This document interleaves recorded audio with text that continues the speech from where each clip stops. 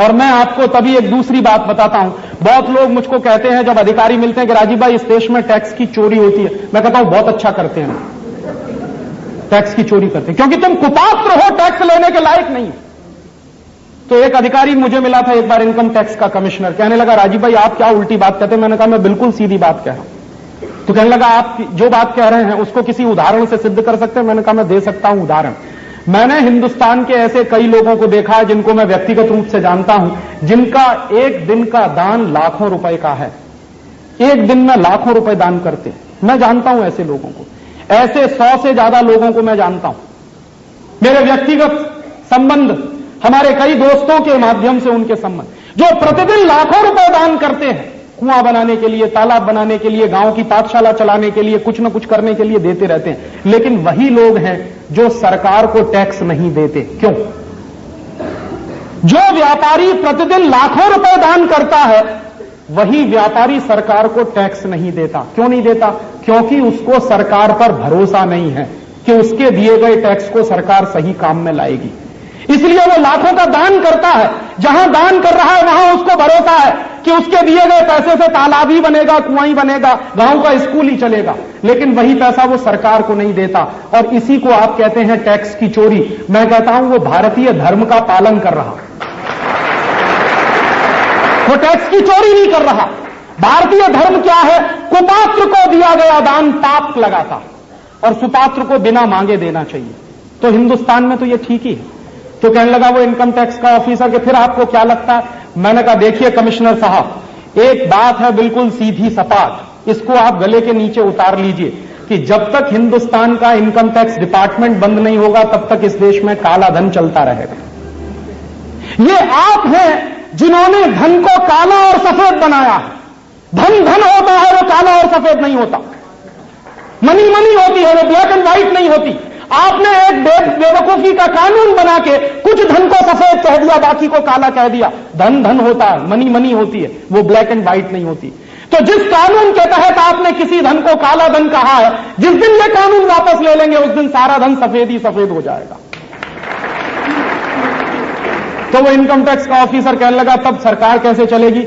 मैंने कहा ज्यादा अच्छी चलेगी।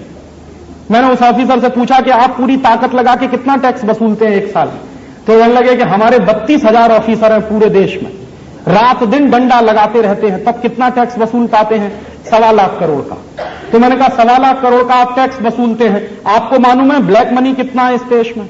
तो उसी ने कहा कि हर साल कम से कम 2.5 से 3 लाख करोड़ का ब्लैक मनी जनरेट होता है।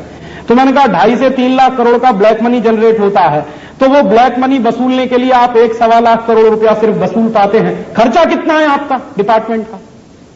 1.25 लाख करोड़ रुपया वसूल करने के लिए आप खर्चा कितना करते? सरकार कितना खर्चा करती? तो कहने लगा खर्चा भी काफी ज्यादा है। मैंने कहा बता दीजिए कितना ज्यादा? कि वो सीक्रेट है, वो नहीं बता सकता। मैंने कहा मुझे मालूम है जो तुम बताना नहीं चाहते। सच्चाई यह है कि सरकार जितना टैक्स वसूलने के लिए खर्च करती है वो बहुत ज्यादा। तो कहने लगे फिर आपका क्या मानना है? मैंने कहा देखिए इनकम टैक्स डिपार्टमेंट बंद कर दीजिए तो क्या होगा? तो मैंने कहा कि हिंदुस्तान में हर साल 4.5 लाख करोड़ रुपया व्हाइट मनी में जनरेट होगा।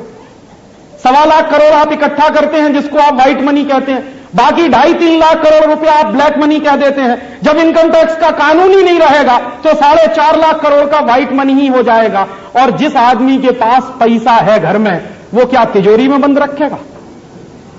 कभी कल्पना करिए कि मान लीजिए आपके पास 1 करोड़ रुपया है और 1 करोड़ रुपया आपके घर में है, तो बंद करके रखेंगे आप?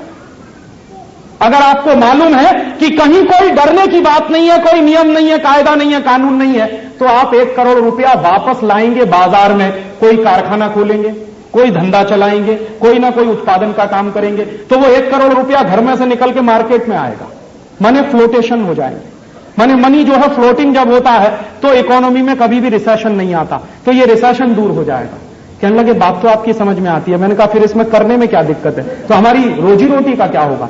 मैंने कहा हल चलाओ गांव में जाके।